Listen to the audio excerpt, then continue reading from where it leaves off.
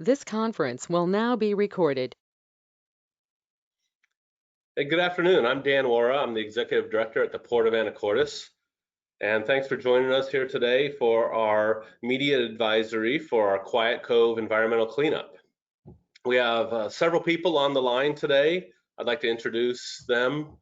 First off, John Herzog. He's from Geoengineers. He's basically our consultant that's been working with us for the last probably 15 years or so doing environmental cleanups in our area. We've done cleanups from the Cap Sandy Marine Interim Remedial Action, Dakota Crete Industries Remedial Action, the former Scott Paper Mill cleanup, the Wyman's Habitat Mitigation, the former Shell Tank Farm, and he's been there every step of the way. So he's here today and he'll join us and talk about our latest, the Quiet Cove interim remedial action.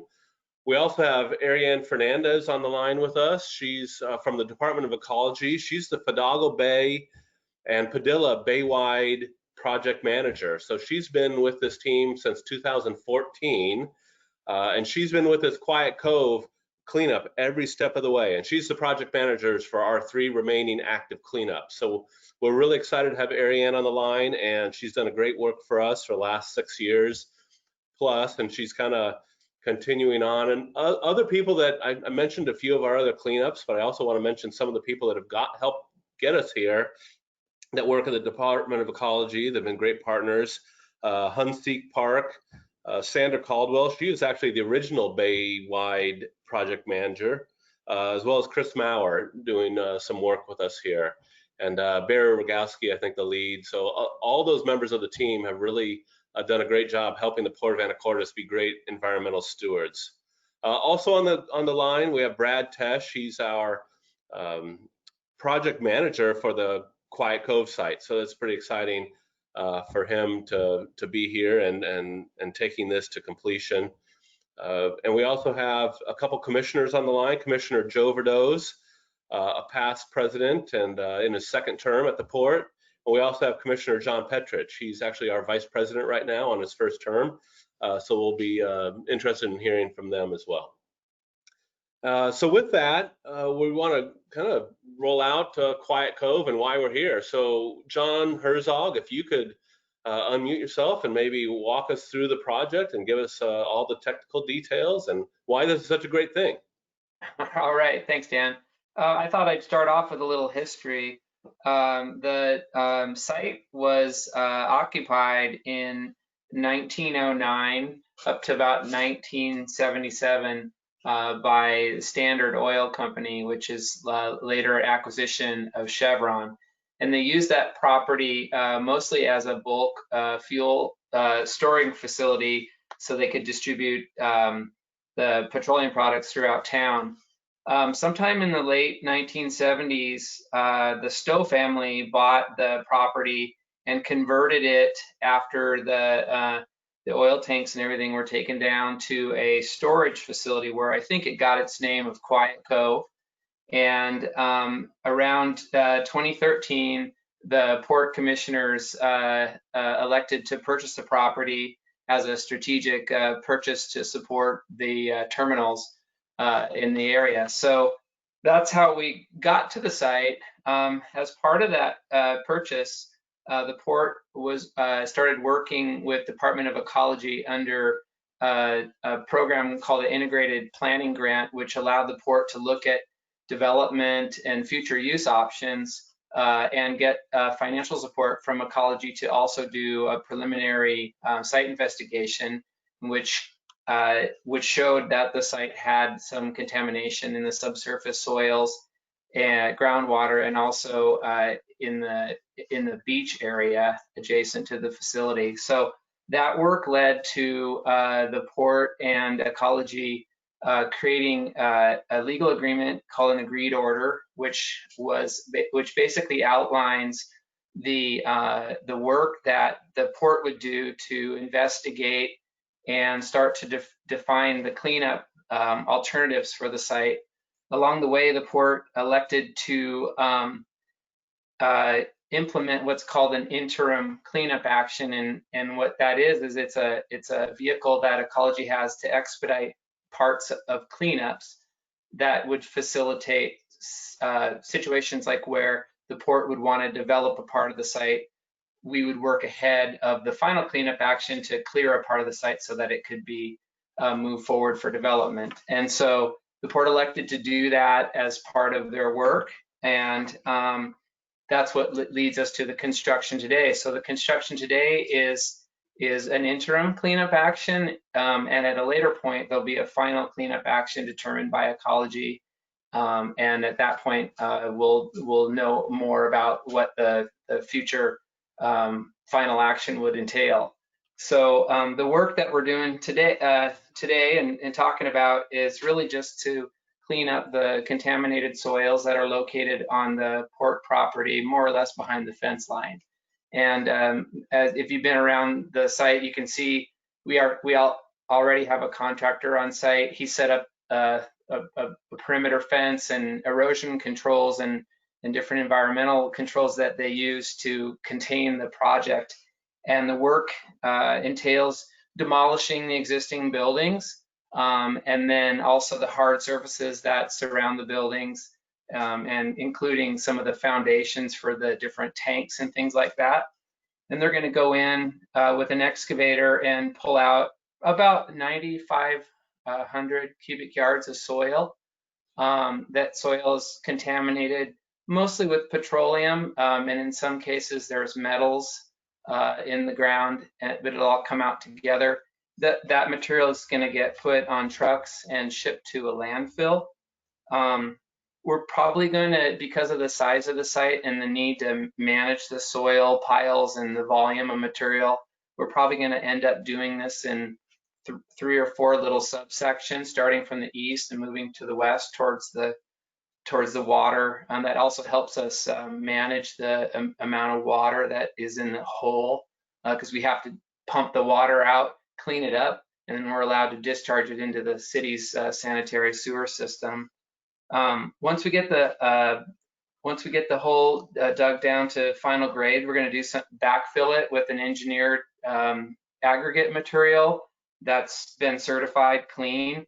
Then they go restore the surfaces and put back a little piece of the retaining wall that we had to take out, the stormwater system, and then put a fence around it that should end up looking a lot like the property across the street to the east. So I think that pretty much the project in a nutshell. Yeah, thanks, John. You mentioned because the size of it, we're going to go in kind of 3 or 4 sections. When you say the size of it, do you mean because of the relatively small size or the relatively large size, or what does that mean? It means we're trying to keep the construction contained within the property boundary. And so if you go out there today, you'll see he's brought in his import material. He's got a pile of overburden piled up, a bunch of concrete, his job shack, and 2 pieces of machinery, and we're already kind of out of real estate. And so and then the other thing is that when we start pulling the material out of the ground, the heavy contaminated material, it's got a petroleum smell to it. And so what we want to do is we want to lift it out and put it in a truck and send it on its way to the landfill, so that it's not just sitting there, creating smell or needing us to manage it in the event it rains or things like that. So it's a bit of a tight site, but we have a very good contractor on board, and they have a pretty great plan right now. Yeah, we were just out there at 1 o'clock for with the media to take a few photos, and you could definitely smell the petroleum in the air. And you could also see that you're right. There's not a lot of excess land for laydown. I mean, they were using every square inch, and boy, they're moving out.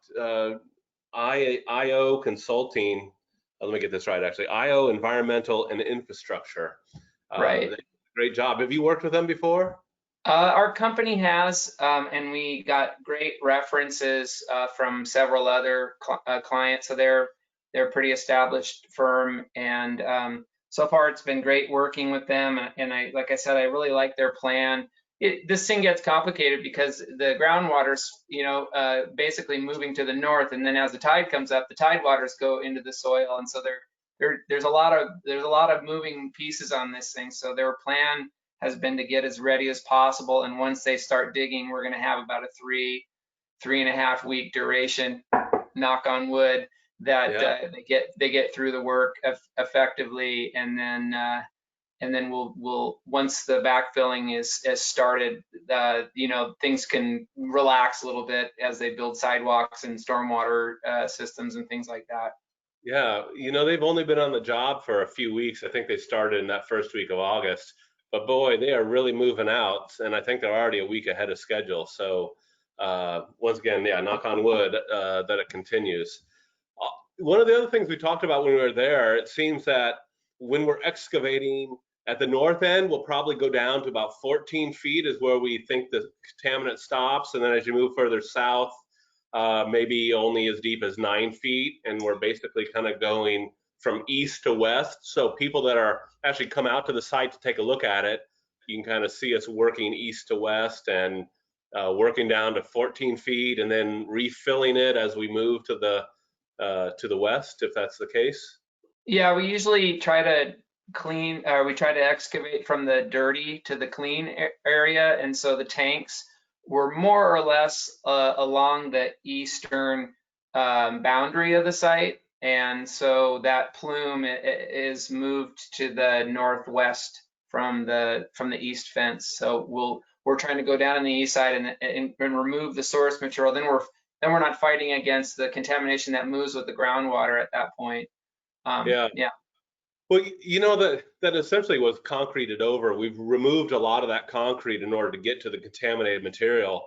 Uh, if what mitigations do we have? Like if it rains now, it's better access to that contamination. What are we doing to make sure that doesn't uh, move off site?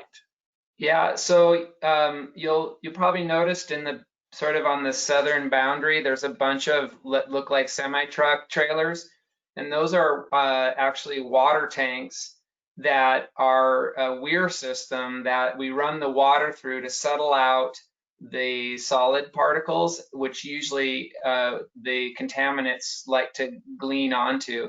There's also some skimming devices in there that pull the sheen off of the top, and then what they do is they run that water through different kinds of carbon and a substance called chitosan, which helps us clean the water up to a pretty high standard before it's discharged to the city. And so what they're doing is they're going to dig a big hole, like about a 10 by 10 hole over on the northwest side of the site, and then they're going to dig a trench over and around the fence line, essentially on the north and east side, and that trench is going to collect the water. So even in the event that it rains, the rainwater will go into that trench, get cleaned up, and discharged into the city system. And then for the material that we may have to store overnight that's contaminated, we have a lot of environmental protective measures in place where we cover those things every night and keep an eye on them. So that's partly why we time the project for this time of year. It's our dry season in Anacortes, and it's not as windy and rainy as it can be in the winter. So the Yeah. port did a good job of getting this right out to bid at the right time. Yeah, great. Well, when do you think we're going to finish with substantial construction or removal of Yeah, debris? like I said, we did a little bit of excavation today. There was some special material that needed to go to a more protective landfill in Oregon that we took out this morning, which gave us the ability now to prepare for what we call the mass excavation, which is going to start next Monday, and then it's scheduled for about 3 weeks. Okay. If you could pick like the best time to view maybe this cleanup for maybe some citizens to come by, when would it be? Anytime? I mean, I know it's basically just a backhoe pulling out dirt and putting it in a pile or in a truck, but is there any best time to come out and look? Yeah, so my team's gonna hate me, but I think end of next week is gonna be perfect because they're gonna be digging the deepest area closest to the fence that you can stand by. So I just would caution everybody that it is an active construction site, and at times the smells can be pretty heavy petroleum smell, and there's a lot of moving parts. But that would be the time to have a look. Yeah, okay, great. All right, John, well, thank you so much. Stay on the line in case anything else comes up. But with that, I'd like to introduce Ariane Fernandez. Like I said, she's the project manager for Fidalgo and Padilla Baywide for the Department of Ecology. Welcome aboard, Ariane. Thanks for being here. Thank you for inviting me to this. This is great. We always have groundbreaking ceremonies for the sites that we've cleaned up in the past, so it was sad that we were going to miss this one. So this is great that we were able to have something go on so we can celebrate what we're doing. It's a huge feat. Years of work, lots of money, lots of time, perseverance and nimbleness that we very much, you should be proud of what you guys have been doing, especially during this time. You're still creating jobs, you're meeting your deadlines, you're doing it in a safe manner. And those are all things that you should be proud of. And I wanted to make sure you guys understood that ecology is watching, and we're very happy with what you guys have been doing. The level that John Herzog and the consultant team has gone to make sure that everything is safe there, including the description of cleaning out the water, because we know that can be very nerve-wracking in this side of the state. And so they have a very nice treatment, called them treatment towns, to make sure that the water is nice and clean. So, but I was asked to give a little bit of a discussion on our partnership over the years. And so, sorry, I didn't quite prepare anything. I wasn't positive what this was going to be about, so it might be a little choppy, but I'll do my best.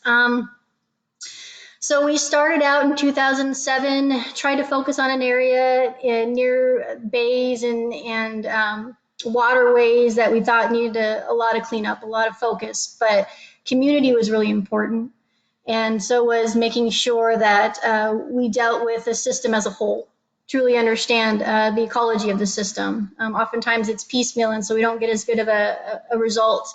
And the community doesn't get the say that we would prefer that they had. And so one of the things that with this particular site that's been so great is that we've been able to assist from the beginning, provide the funding that we wanted to always provide to sites. That's just here, go ahead and go check it out.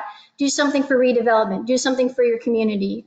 Here, let's help you do that and try to get through these processes as quickly and as smoothly as we can. And so being able to trust each other is one of the number one goals, I think, in order to keep these types of systems moving forward, because you have a lot of science and there's only so much you can do with the science before you really have to dig in there and see what's really down below. We're all fill material around here. It's something that's not simple, and now we're dealing with marine as well as groundwater as well as soil. So we're dealing with every media. And we have people that walk by all the time, so we need to make sure the site's safe. So what we learned is that if we actually spent the time to sit down with the partners, and I can tell you now, my first day of work, I came up for Fidalgo Bay Days. And the first thing they made me do was to go to Fidalgo Bay Days so we can talk to the community and we can understand what was important to them. And that was a big step for ecology, because we have limited resources. So to be able to take a huge state agency and go, okay, no, this community matters. You need to get to know the people and you need to know what's important to them. The Port of Anacortes gave us that opportunity. We were able to utilize your relationship with your community and our relationship with the state and funds and things like that in order to create something that I think will actually benefit the local businesses, what they actually want. And with Quiet Cove, that was what was so exciting for us. You know, we thought, oh, maybe they'll want, you know, a parking lot or a warehouse or a new restaurant. And in the end, it came out to something that I don't think ecology would have decided that was what was the community wanted, but because we listened to the community, it gave them exactly it's going to give them exactly what they needed. And so for us, that's the win-win that we've been looking for as we go through this, and on top of that, maintaining jobs during this pandemic. And so I kind of come back to, I think you guys should be proud of what you've been doing to get through this as we're doing this right here. These are the connections that, because we have spent years getting to know each other, that we can feel comfortable that this is what's going to happen. And I can feel confident that if I go, hey, can you give me some photos of what's going on up there so I can make sure I know what's going on? John Herzog will do it in a minute. And for me, that's what encourages me and encourages ecology to go, okay, we will do everything we can to make sure that this goes through, because we believe in this partnership and we believe this is going to be better for the state and for the people of Washington. Yeah, So thank you. I think that's all I have. Now, you and I can go back and forth a little bit, but I've really enjoyed working with you, and I know that our port, Brenda Treadwell and myself, and sometimes Jill Brownfield, and sometimes some of our project managers have come down to ecology, and we sit down and we talk about a strategic way forward and how we're going to continue our partnership even in challenging times. If you recall, in 2016 perhaps, or maybe even 17, when the price of gas dropped so drastically, and Yes. essentially all the projects kind of got put on hold because the MACPA funding went away. Mhm. And we partnered with Ecology and said, okay, well, we'll just kind of keep moving forward till shovel ready. And then once Yep. the funding comes back, just give us a call and we'll get going. And Yep. rather than try and fight for dollars and push our way in, we kind of teamed up with a strategy that made our partnership work out best all across the board. I have nothing but glowing things to say about the Department of Ecology and the relationship that we have and the work that you do for our community, the advocates that you are for Anacortes. And the Port of Anacortes, we've done $60 million in cleanups and 15 million more here upcoming. But you have a lot of other sites that you're working as well, right? I mean, Yes. what percentage of cleanups are outside the port property? In the Anacortes area? Yeah. Well, I can say right now we have two other sites that we're working on that are fairly large sites that are outside the Port of Anacortes. So you guys actually are the bulk of the Puget Sound Initiative because of the fact that you were willing to take on more sites as we move forward. In fact, Quiet Cove wasn't even part of the original, but because you guys had made so much progress, we were able to tack that on too because it seemed to make a lot of sense for the community. But in reality, we have other sites and other site managers that aren't part of the Puget Sound Initiative that are all over the place. But you don't hear about them because they don't. We haven't built the partnership that we have along the shorelines. Yeah, I'm glad you brought up that Puget Sound initiative. I mean, with these three remaining sites, and we're really close on all three of them, I mean, we could almost complete it. I mean, is Yeah, there anybody else yeah, around the state that can say that? I mean, no, that's a testament to your work, our work, and our partnership, and John Herzog's work, and yep, everybody on the team. I mean, that's really exciting. yeah. We're We met the substantive. Yep, Yeah. we are So the only ones. You guys are the only ones that met that. So thank you. yeah, I mean that's awesome. So all right, well thanks, Ariane. As we're kind of wrapping up here, we do have a couple commissioners on the line, Commissioner Verdoes, Commissioner Petrich. Do you have any thoughts on why, as a commissioner, the Port of Anacortes has chosen to prioritize environmental cleanups and what Quiet Cove means to you? Well, I'll jump in, and the key thing is it's an environmental cleanup. We can't miss that. Without anything else involved in it, land is scarce on Fidalgo Island, and we're cleaning it up, which is just a long-term plus for generations. And this is not just something that we're doing this week. It's something that took a long time to happen, and we're righting that wrong of the past, so to speak. And beyond that, the Department of Ecology is wonderful in helping us get to this point. Because once again, we're living on an island, land is scarce, and industrial land is even scarcer. And to be able to, turn this into an opportunity for employment and community resource is great. It's something that we can go forward and say this is a good thing, and it will be a good thing into the future for the residents of the whole Port District. I myself personally had some contact with the site because for a while it actually had a small boat builder in there, and I had a hold of a boat builder there by one the former residents who ended up being an instructor for this for the local college and excuse me for the local high school. So I put some money into that site myself too, and then at some point in the future it'll again return to that position where it's actually turning around community dollars and value added to the community. Last but not least is its proximity to the Curtis Wharf. And if land is scarce and industrial land is scarce, land that is close to our wharves is even scarcer. So this is kind of the trifecta of a win for the port and for the community. So that's all Yeah, I'd have to say. yeah, thank you. That's great points. In fact, we have that integrated planning grant to do a strategic study on possible uses to help develop that. And it's amazing that that piece of property was available. But the fact is, it was a contaminated site. Ports have the unique ability to take contaminated sites, clean them up through partnerships with a Department of Ecology and the PLPs, and bring those back to working sites in our community. I mean, that's really exciting.